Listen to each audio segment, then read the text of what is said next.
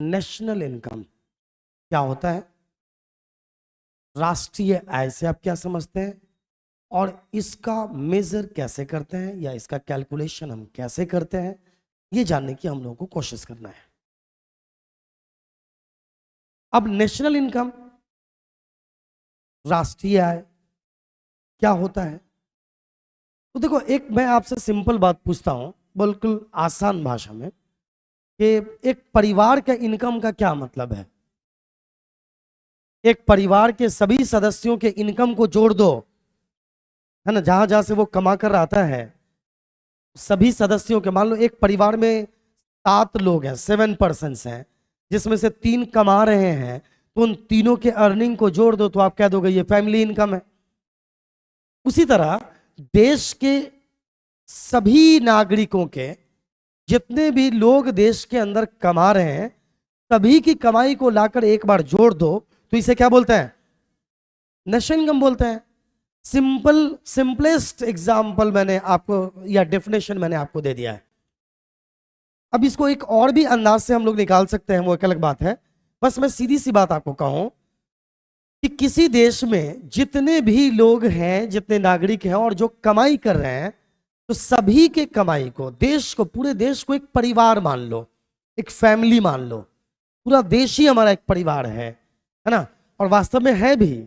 तो जब देश के एक परिवार मानोगे, तो जितने भी लोग हैं, जितनी जैसे जैसे जो कमाई आई है, सभी के इनकम को जोड़ दो तो वही क्या है, राष्ट्र की इनकम है, देश की इनकम है, दैट इज नेशनल इनकम है। मेरे ख्याल से बात समझ में आ गई। अब यहां पर क्या है कि इनकम मतलब सभी की कमाई को जोड़ दो तो that is called national income. Any problem. अब इसको कैलकुलेशन करने के मेथड्स होते हैं। सबसे पहले डेफिनेशन देख लीजिए। National income of any country means the complete value of the goods and services produced by any country during its financial year. It is दस the consequence of all economic activities that are running in any country during the period of 1 year। कहने का sense ये है, यहां पर अगर देखोगे तो यहां पर नेशनल इनकम का जो डेफिनेशन है वो एक अलग ही मोड में है, लेकिन मैं अब आपके आगे की जब बात बताऊंगा तो इजीली समझ में आ जाएगा। पहले राउंड में आपको यही समझना है, नेशनल इनकम का सेंस यही है कि देश के सभी नागरिकों का जो इनकम है उन सबों को ऐड कर देंगे तो वो नेशनल इनकम हो जाएगा। नेशनल इनकम को कैलकुलेशन अलग अलग देश के द्वारा अलग अलग तरह से नेशनल इनकम का कैलकुलेशन किया जाता है। तो जैसे कि एक मेथड है इनकम मेथड, दूसरा मेथड है कंजम्पशन मेथड, और तीसरा मेथड है प्रोडक्ट मेथड। ठीक है ना। कंजम्पशन मेथड को एक्सपेंडिचर मेथड भी कहते हैं और प्रोडक्ट मेथड को वैल्यू एडेड मेथड भी कहते हैं। इनकम मेथड में क्या है, मैं आपको सिंपल, मैंने जैसा कि अभी बताया, इनकम मेथड मतलब total income earned by working people in different sectors. एक देश के अंदर जो टोटल इनकम अर्न किया गया वर्किंग पीपल के द्वारा, वर्किंग पीपल ही कमाएंगे ना, तो उनके द्वारा जो डिफरेंट सेक्टर से जो कमाई है उसी को नेशनल इनकम कहते हैं, एक अकाउंटिंग पीरियड के दौरान या एक अवधि के दौरान। अब सीधी सी बात यह है कि जितनी भी कमाई, अब कमाते कितने टाइप से हैं लोग, देखो कोई जॉब करके कमा रहा है, कोई बिजनेस करके कमा रहा है, कोई प्रोफेशन से कमा रहा है, तो कोई घर को किराए पे लगाकर कमा रहा है।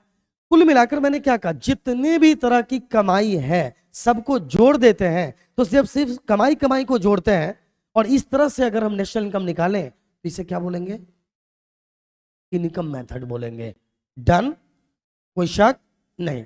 अब आइए हम आते हैं कंजम्पशन मेथड या एक्सपेंडिचर मेथड पे। टोटल नेशनल इनकम बराबर, इस मेथड के अकॉर्डिंग नेशनल इनकम बराबर क्या होता है ये समझने की कोशिश करें। नेशनल इनकम बराबर total consumption plus total saving. अब यहां पर इनकम नहीं पता करेंगे हम लोगों का टोटल एक्सपेंडिचर या कंजम्पशन पता कर लेंगे। एक कॉमन सेंस की बात है कि अलग अलग लोगों का इनकम सीधे जोड़ देना तो सबसे आसान बात है, लेकिन हम इनकम पे ना जाकर इनकम पता नहीं करेंगे, उसका कंजम्पशन पता कर लो और उसकी सेविंग पता कर लो। जैसे एक आदमी ने आपसे कहा कि देखो हमारा खर्च एक साल में 10 लाख है और हमने बचा लिया है 5 लाख, तो क्या सोचोगे कितना कमाया होगा? 15 लाख यार। एक आदमी खर्च कितना लाख किया? 10 लाख। बचाया कितना? तो इनकम में से 10 लाख खर्च कर दिया, तो सेविंग कितनी हो गई? तो भाई 10 लाख खर्च करके 5 लाख बचाया, इसका अंदर कमाया कितना होगा? 15 लाख। तो एक्सपेंडिचर प्लस सेविंग को जोड़ दें तो ये क्या आ जाएगा हमारा? इनकम। ये कौन से मेथड के अकॉर्डिंग निकाल रहे हैं? मतलब यहां पर इनकम को फोकस ना करके किसको? एक्सपेंडिचर और सेविंग को फोकस कर रहे हैं ना, तो इसको जोड़कर भी हम इनकम पता कर सकते हैं। इसको हम बोलते हैं कंजम्पशन मेथड या एक्सपेंडिचर मेथड। दो मेथड समझ में आ गया? पहले मेथड में सीधे सीधे इनकम को जोड़ते हैं, दूसरे मेथड में एक्सपेंडिचर प्लस सेविंग को जोड़ देते हैं। क्लियर? तो ऑब्वियसली हमें राष्ट्र का इनकम पता चल जाता है। मतलब सभी लोगों के द्वारा किए गए सभी खर्चों को जोड़िए और सभी के सेविंग्स को जोड़ दीजिए, आपका नेशनल इनकम आ जाएगा। डन? वैसे नेशनल इनकम का बहुत बड़ा इंपॉर्टेंस होता है किसी इकोनॉमी के अंदर। किसी देश का जितना ज्यादा नेशनल इनकम है, इसका मतलब पर कैपिटा इनकम उसका उतना ज्यादा है, इसका मतलब उसका डेवलपमेंट उतना ज्यादा होगा। तो national income and per capita income से हम देश के डेवलपमेंट को आंकते हैं, यह एक तरह का पैमाना है समझिए। तो इसलिए नेशनल इनकम पता करते हैं, ठीक है ना। आपने सुना होगा GDP, NDP, gross domestic product वगैरह, है ना। ये इसी का अंग है एक्चुअल में। चलिए आइए नेक्स्ट मुद्दे पर थोड़ा सा आपको लेकर आते हैं। इनकम बराबर स्पेंड प्लस है, ये तो मैंने आपको बता ही दिया। चलिए, and last and very popular method is product method. इसी का नाम है वैल्यू एडेड मेथड। इसका एक और क्या नाम है बोलिए? इसका नाम है वैल्यू एडेड मेथड।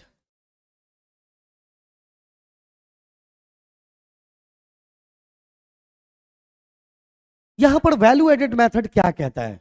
देखिए, वैसे तो अगर इसके काफी डीप पोर्शन पर अगर जाएंगे तो बहुत लंबी चौड़ी बात हो जाती है, लेकिन मैं अभी इस लेक्चर को रिकॉर्ड कर रहा हूं 12th क्लास के मोड के हिसाब से, ठीक है ना, क्लास 12th के हिसाब से, ताकि सीधे सीधे आप उस पॉइंट पे डिस्कशन कर लें जिस पे आप लिख सकें। इसके डीप पॉइंट पे जाएंगे तो बहुत लंबी चौड़ी बात हो जाती है। बस आप इतना याद रखिएगा कि value of final goods and services produced in country during a year. Final goods and services का मतलब है जो यूज करते हैं डायरेक्टली। तो जितने भी गुड्स एंड सर्विसेज हमारे देश के अंदर एक इकोनॉमी में जितने का भी प्रोडक्शन हुआ है सबको जोड़िए। Value of final goods and final goods जो यूज करने के लिए तैयार हो, समझ रहे हो। तो value of final goods and services produced in country during a year, जितने भी गुड्स एंड सर्विसेज का प्रोडक्शन हुआ उसका जो वैल्यू है उसे जोड़ दो, उसे निकालो। मतलब पूरे देश के अंदर, कंट्री के अंदर जितने भी गुड्स एंड सर्विसेज का प्रोडक्शन हुआ, जो फाइनल गुड्स एंड सर्विसेज है उसका वैल्यू पता कर लो, ठीक है। उसमें क्या जोड़ दो? Net income earned in foreign boundaries bye it's Nations. अब इसमें क्या है, ध्यान से देखिए। Net income earned in foreign boundaries bye it's Nations. Net income का क्या मतलब है? देखो, हम दूसरे देशों से भी पैसा कमा कर लाते हैं और हमसे भी कोई पैसा कमाकर दूसरे देश लेकर जाता है। क्लियर? तो हम कमा कर लाए मान लो 10,000 करोड़ और हमसे कोई कमा कर गया 8,000 करोड़, तो नेट इनकम कितना हो गया दूसरे देशों से? विदेशी इनकम कितना हो गया? 2 करोड़। क्लियर? जब हम आप इसको जोड़ देंगे और इससे क्या घटा देंगे? डेप्रिशिएशन। क्या घटाएंगे बोलो? और डेप्रिशिएशन का मतलब तो समझते हैं। तो कुल मिलाकर ये जो रिजल्ट आएगा वही हो जाएगा नेशनल इनकम। तो तीसरे तरीके से क्या हुआ, ध्यान से देखिए। तीसरे तरीके में आपने देखा कि आपने जितने भी फाइनल गुड्स एंड सर्विसेज है उसका वैल्यू को आपने जोड़ा, प्लस उसमें नेट, मतलब कह सकते हो फैक्टर इनकम फ्रॉम एब्रोड कह सकते हो, मतलब विदेशी इनकम को जोड़ा जो नेट है, मतलब जो गया और आया का जो वैल्यू लिया तो नेट आया, उससे डेप्रिसिएशन घटाओगे तो ये क्या आ जाएगा? वैल्यू एडेड मेथड के अकॉर्डिंग नेशनल इनकम आ जाएगा। तो 3 मेथड आपने देखा। पहला में आपने देखा सीधे सीधे सभी का इनकम पता कर लो। दूसरे में आपने देखा कि एक्सपेंडिचर पता करो और उसमें सेविंग्स को जोड़ दो। तीसरे मेथड में आपने देखा सभी फाइनल गुड्स एंड सर्विसेज का वैल्यू निकाला, उसमें विदेशी इनकम को जोड़ा और डेप्रिसिएशन घटाया, तो हमारा क्या आ गया, नेशनल इनकम आ गया। मेरे ख्याल से आपको बात समझ में आ गई होगी, एनी प्रॉब्लम? अब यहां पर एक पॉइंट और है, तीन मेथड को छोड़ दें तो अब एक है डबल काउंटिंग के। Double counting means counting of the value of the same product more than once. देखिए यहां पर एक खतरा रहता है नेशनल इनकम पता करने के लिए करते समय, जब हम वैल्यू एडेड मेथड को पता कर रहे होते हैं, वैल्यू एडेड मेथड से नेशनल इनकम पता कर रहे होते हैं, तो एक परेशानी हमारे सामने आती है। वो क्या कि ये खतरा रहता है कि हम एक ही चीज को दो बार ना जोड़ दें। जैसे मैं आपको एक एग्जांपल देता हूं, एक व्यक्ति ने गन्ना का प्रोडक्शन किया, गन्ना का प्रोडक्शन किया और उसी गन्ने से चीनी बनाया गया। तो एक व्यक्ति ने, जिसने, एक किसान ने गन्ने की खेती किया, उसने चीनी फैक्ट्री के मालिक को वो गन्ना 5 लाख में बेचा।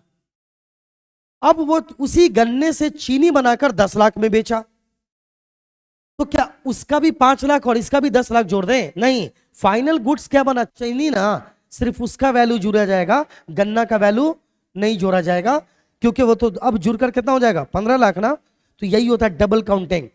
तो डबल काउंटिंग का मतलब ये होता है कि जब हम वैल्यू एडेड मेथड के तहत जब हमें नेशनल इनकम पता करना होता है, तो जब उसमें गुड्स या सर्विस के वैल्यू को एक से ज्यादा बार जोड़ दिया जाता है तो इसे डबल काउंटिंग कहते हैं। तो हमें नेशनल इनकम पता करते हुए डबल काउंटिंग से बचना चाहिए। मेरे ख्याल से बहुत इजी मोड में आपको आपके लेवल के अकॉर्डिंग नेशनल इनकम साधारण भाषा में समझ में आ गया होगा। इससे मैंने आपको कॉम्प्लेक्स नहीं होने दिया। अगर आपके 12th एग्जाम में 5 नंबर का क्वेश्चन मैक्सिमम पूछा जा सकता है नेशनल इनकम को लेकर, या 2-2 नंबर का क्वेश्चन एक एक बिंदु पर पूछा जा सकता है। जितनी बातें मैंने कह दी है, अगर इसको आपने उतार दिया तो आपको 100% मार्क्स मिल जाएगा। इससे ज्यादा डीप, बहुत डीप है ये, सिर्फ जीडीपी पे बात करेंगे तो 50 घंटा बात किया जा सकता है। तो इतनी बात को आप कंट्रोल कर लें तो बहुत ही बेहतरीन हो जाएगा। आज के लिए इतना काफी है। Best of luck.